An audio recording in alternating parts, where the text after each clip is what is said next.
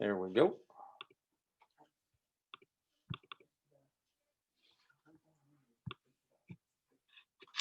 All right, so today we're going to start off and we're going to talk about chapter 11, section 1. That's the beginning of the Byzantine Empire. I want to show you a short little video about some of the other major pandemics, epidemics, and other thing else like that that were going on in the world, because one major one hits in this chapter. I'm going to let you watch just a little bit of this so you can kind of see some differences of. Guided by people, those who change governments through elections, movements, or revolutions. The most notable historical figures, presidents, monarchs, dictators. What about the role of pandemics in our history? From plague to smallpox and cholera, COVID-19 is the latest in a long line of diseases to alter our lives. In this video, we're going to look at how pandemics have shaped history and whether we can learn anything from them in today's world. Now, the first three pandemics we're going to look at were all outbreaks of bubonic. This is what we're talking about today. Caused by the bacterium Yersinia pestis, which was carried by infected fleas from small animals, mainly from rats.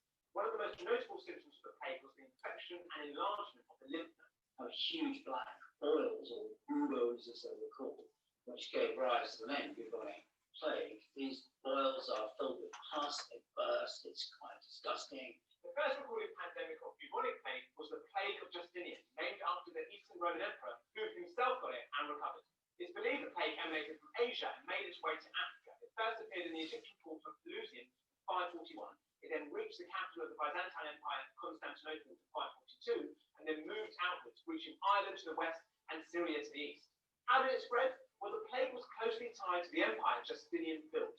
The rats moved with the ships, and the fleas moved with the ships and the carts and the textiles. The disease was made possible by a very impressive communication system. The plague had an impact on the Byzantine Empire. Before the pandemic struck, Justinian had reconquered a lot of former territory. While it's disputed how many died during this period, contemporary accounts spoke of the plague ravaging the population. That meant the taxpayer base was reduced, and that revenue would help fund the army that expanded the empire. His troops were weakened in the competition, conflicts with the Goths coming in from northern, northeastern Europe, so it did have a serious effect. The territory Justinian controlled before the plague would never be matched again during the Byzantine era. Today with COVID-19, will it also cause a disruption on the international stage? We've already seen divisions within the European Union over countries' differing responses to the pandemic. The bubonic plague would re-emerge in waves across Europe until the 18th century. One notable outbreak occurred in 1347, the Black Death. Again, this was about armies and trading routes. The Mongols, who were moving from east to west, are believed to have carried the disease to the Crimea, and from there it moved to Constantinople and the trading route of the Mediterranean. And it kills between 30 and 50% of the population of Europe.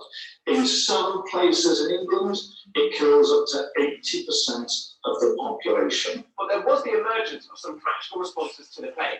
In Italian city-states, surveillance and quarantine began to be used. With the plague often being carried on board ships, sailors were isolated for a few weeks. Hence the word quarantine, which comes from the Italian for 40 days. So there is a developing sense that isolation and shutdown of commercial activities and movement is effective in restricting the spread of subsequent outbreaks. The Black Death ravaged the continent. The population of England did not recover until the 17th century. A smaller population meant two things. With fewer people, more land became available, and a shortage of labour meant those who survived demanded higher wages. That leads to governments in England trying to stop labourers, asking for more money. That creates discontent.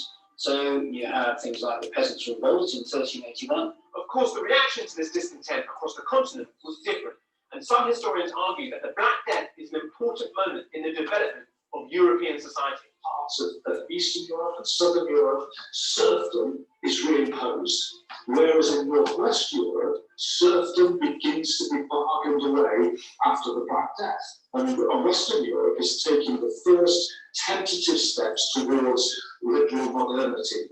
Today with COVID-19, will it also cause a significant shift? Some are arguing this could be a reckoning for capitalism as it goes through such a major crisis. And school isn't a place you have to be. So why would that video right there, why would that initial part of it, why would that be, thank you, sir, why would that be important to us today? Why would that be important to us today? Yes, sir. To show them what it was like before, and like knowing that it's not gone, like another pandemic could happen. Okay. Happened before. Showing that another pandemic could happen, a result of what did happen, and kind of looking at the data that was available. Now, of course, we have a lot better ideas of vaccinations, a lot better ideas of health care, medicine. When it talks about the idea, that's pretty interesting with the, quarantina, 40 days. That's where you get the idea from quarantining. And of course, you have a large difference of quarantining now. Can you imagine being quarantined for 40 days right now? If you were around someone, that would drive you crazy. If your entire family, if your person, whatever else, had to be quarantined for 40 days, rather than being able to go get tested and you go back to normal life and go through and everything else. Okay, what did it do to the empires that were there? What did it say it did to the empires? It ended them. It weakened them to the point of essentially it ended the empires that were there. So we did a project earlier this year, and we went over 5 empires. They all have one thing in common. They're not here today. Okay, those empires are not here today. They're ruled by somebody else. Okay, so luckily, as man has progressed and we've kind of built in these extra precautions of how to get there, we continue to strive and go through. But history throughout the time has shown, that either a war or germs or something else has caused the fall of an empire. And as vast and as great as your empire may end up being, it still has the opportunity to fall. And that's kind of the scary part of how history kind of goes through. Today, we're going to look at one of the first ones that was built after the Roman Empire kind of falls. Emperor Justinian takes over, and he's going to build what is going to be a powerful Byzantine Empire. It talked about Justinian the first, getting the plague, recovering from the plague, continuing to grow, but it had a lot of ill effects toward him and his group based upon how it weakened them, and it allowed their empire, which was vast and a massive empire, to eventually fall. And that's kind of what we're going to talk about today. What I want you to do today is I want you to go back to your MyHRW in that notes section, and I want you to add these notes as we talk about them. You don't have to type them all in at one time. We're going to talk about specific parts of it, and I'll tell you, hey, make sure you put in this one. But we're going to go through some different points of those. So if you would, go ahead and pull up MyHRW, and then go ahead and open up that notes section that's there.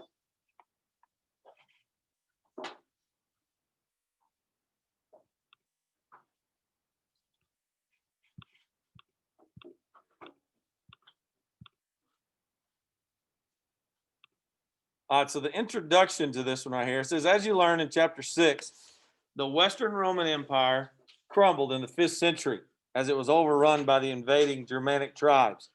By this time, however, the once great empire had already undergone significant changes. It had been divided into Western and Eastern empires, and its capital had moved east from Rome to the great city of Byzantine. The city would become known as Constantinople after the Emperor Constantine, who made it his new capital in AD 330. Under Constantine and his successors, Christianity became a major unifying factor in the empire. For nearly thousands of years, Byzantine is a flourishing capital, would carry on all of the glory that Rome was, and continue to grow. Why would Constantine move the capital city? We know why he renames it Constantinople, because he's naming it after himself that's there. But why would you move a capital city to the center? Why would you move the capital city? What's your idea? Okay, because it could be protected. Okay, better fortification. That's a good one. They did. They built big, huge walls all the way around it. They had it as a marketplace. They even rebuilt eventually the church that was there, so it was in the center. Why is Austin, Texas, our capital? Why is it not Fort Worth or Dallas or Houston or Brownsville or El Paso? Why is Austin, Texas, our capital? We've had multiple capitals. It's in the middle. It's in the middle. Yeah, it's a central area for everyone to gather and meet. So Constantinople in the end would be the center point for Africa, for Asia, for Europe, for all of what was the old Roman Empire to meet up, and it would be a very beneficial flourishing of trade that would be there.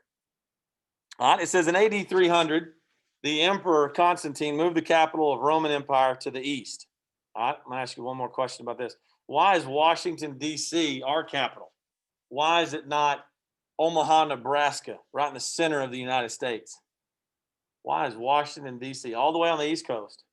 Why is it our capital versus Omaha, Nebraska in the center?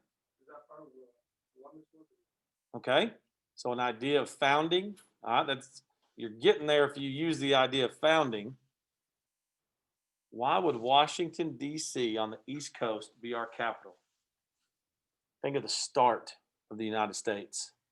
What was it like in the beginning, Barton?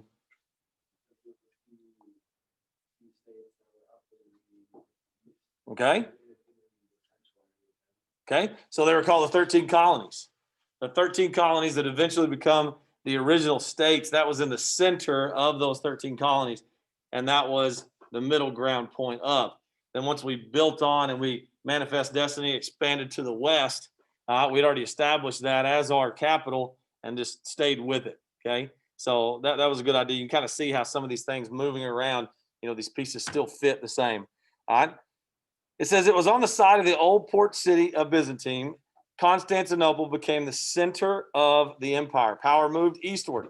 The Roman Empire was officially divided in 395 and the western area overrun by Germanic tribes. It did not exist after 476. However, the Byzantine or eastern part remained very strong. So the fall of the Roman Empire gone away, but the Byzantine was what was left over that stayed a stronghold in what was once the old Roman Empire. It lasted for hundreds of years. In 527, Justinian became the Byzantine emperor. Again, we talk about like Caesar being the emperor, the leader of all. All right, so Justinian is going to be the leader. He sent an army to try to regain control of Italy, and he hoped to restore the Roman Empire once again to its old glory. By about 540, Justinian ruled over almost all of the territory in the old Roman Empire. So, chapter 11, section 1, thing you need to know off of this, Constantine, which was the leader at the time, moves Rome's capital east, and he creates Constantinople. The Roman Empire divides into east and west, and the east falls to invaders. Actually, that should say the west. Sorry, the west falls to invaders.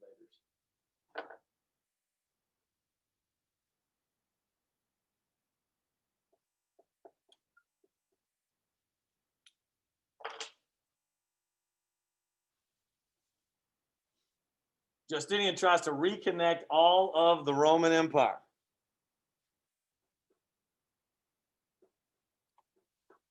And does so in what is known as the Byzantine Empire beginning. And that kind of sets the stage of how it gets to the next point of life in the Byzantine Empire. It says Justinian directed legal experts to create a complete code of laws based on the laws of ancient Rome. The body of civil law, the Justinian Code, served the empire for more than 900 years. Does anybody remember another set of laws that we studied? Mr. Dibble was teaching at that time. It was in Egypt. The idea if this happens, then this happens. What's that? Okay. Karma was if this happens, then this happens, correct. But a specific law that if, let's say, my house falls down, then the builder has to pay this much. Okay. If the goat is stolen, you have to pay tenfold of.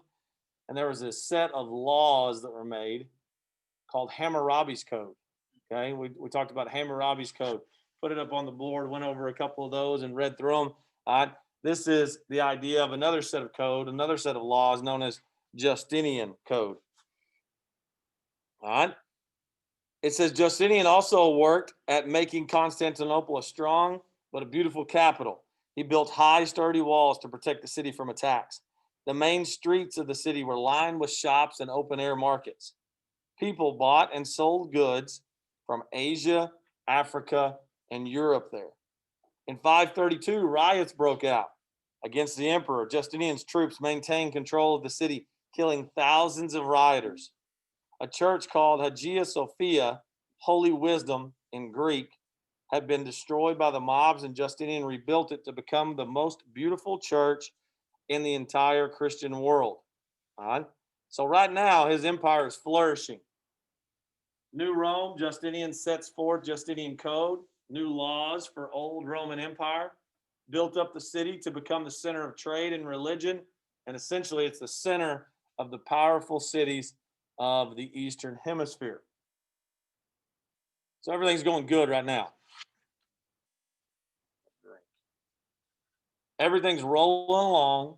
It's going good. Of course, there's a lot of years in there that we don't have time to talk about in history, but we understand that something's going to make it fall. All right. And that something is the plague. How'd the plague get there? Talked about it. Rats and fleas. Fleas and rats are what allowed the plague to get there. All right. What was the first thought of how COVID started? Mm-hmm. All right. And then you get like swine flu, you get bird flu, you get all these other deals that go on. You know, the idea of Ebola, the idea of the West Nile virus, you get some other kind of, animal, insect, flea, something there that is a carrier of, and then our body reacts to it a lot differently than the animals' bodies do. So therefore you have, a plague or an epidemic or something else that goes along with it. All right. So the plague shrinks the empire. How did it say that the plague shrunk the empire in that video?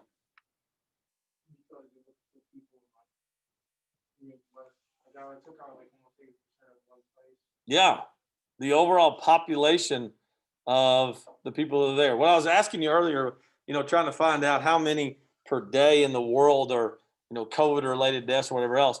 During Justinian's time, 10,000 people were dying every 2 days. The population was not near as large as what it was today back then. I mean, not even close to the same population. So the percentages of people dying of this plague back then as compared to the percentages of the people that are dying today, astronomically different. All right. Imagine the entire city of Stephenville being wiped out every 2 days. That entire population gone from the earth every 2 days, just rotating over and over and over and over.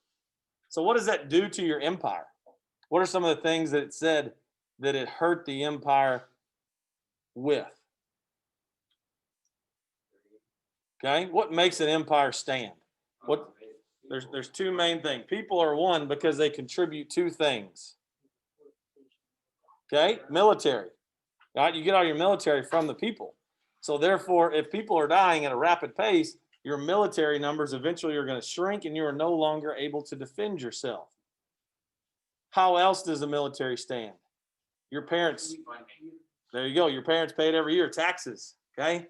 If I'm used to a certain tax base and all of a sudden that tax base is eliminated based upon death, then my funding goes all the way away.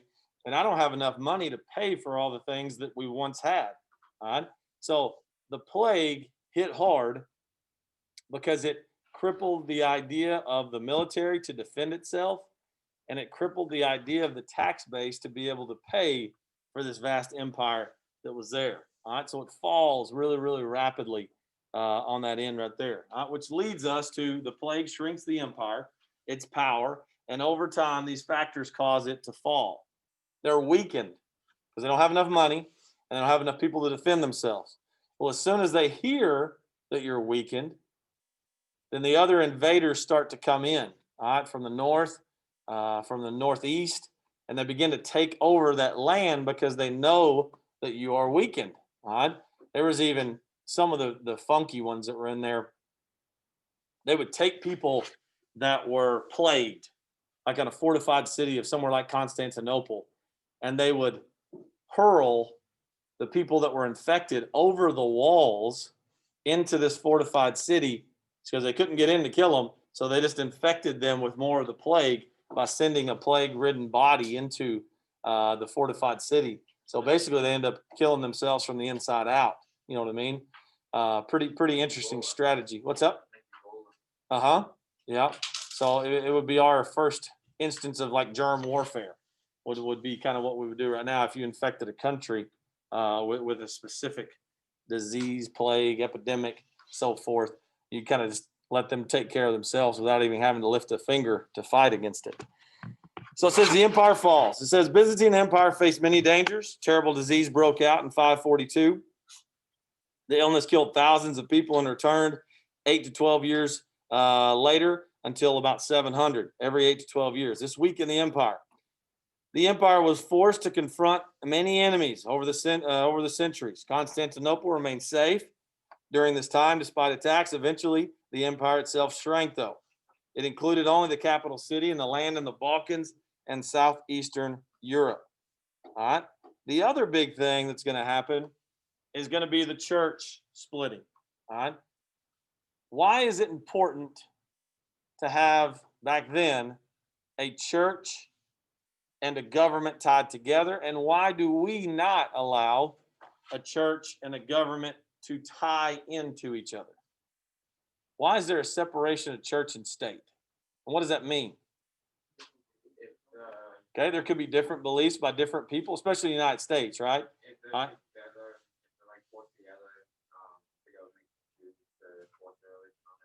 Yeah, the government could definitely choose what is said, what is portrayed, what is spoken from the pulpit. Okay, so if you go to church and everybody goes to different churches, like there are in the United States today, but the government says, here, you must say this, then all of those people that are trying to get to eternity and in a good place, they're going to do whatever it takes to get to eternity. And their preacher's only preaching what the government says. That's a dangerous thing right there. There has to be a separation of church and of power. Kind of the same way, of today, if someone was trying to influence your opinion, of what you have that's off of there. Thank you, sir. No, I don't have this one. That one's not even in my class. So there has to be a separation between the two, because that's a dangerous line of where the church can heavily influence what somebody's way of lifestyle is, how they actually live their life based upon the idea of religion. Because a ton of peasants, a ton of poor people, a ton of middle-class people would go to church because they knew that that was their only avenue to have a better life. Yes, sir.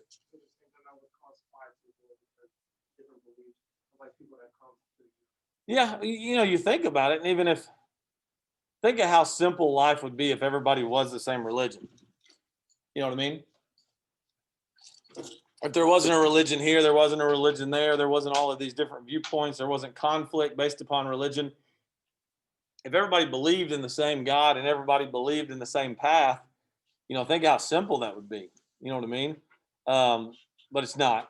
And that's the reason why a lot of empires were built and fought for. And, there's still opportunities for struggle because there is different religious beliefs that are out there. All right. So it says the church divides, and that's over there. It says the church splits. What was the Roman Catholic Church splits to the Eastern Orthodox based upon the possible worship of icons. It says, although it was based on the Roman Empire, the Byzantine Empire had developed a culture of its own. People in the Byzantine Empire spoke Greek, not Latin. They belonged to the Eastern Orthodox Church, not the Catholic Church. The Eastern Church was led by the patriarch or the leading bishop. However, even the patriarch had to obey the emperor. So there was no pope. There was no, I'm a direct descendant of speaking from. I can portray this message. I go through there. Everyone had to answer to the emperor. Feeling of the separateness from Rome grew worse when one emperor banned the use of icons. Icons are religious images used by the Eastern Christians to aid their devotion. The Pope supported the use of the icons, and one Pope was even ordered excommunicated from the idea of the Byzantine Empire. So he was no longer to be part of. That means the Pope said the emperor could no longer be a member of the church. That's a big, big deal. All right? If you excommunicate the emperor of the empire and say he can't be part of the church, what would that not allow him to ever reach? Okay? Yeah, heaven. Like if I'm kicked out of church, I can't go to heaven because that's one of the things that I have to do to be able to go to heaven is worship. All right?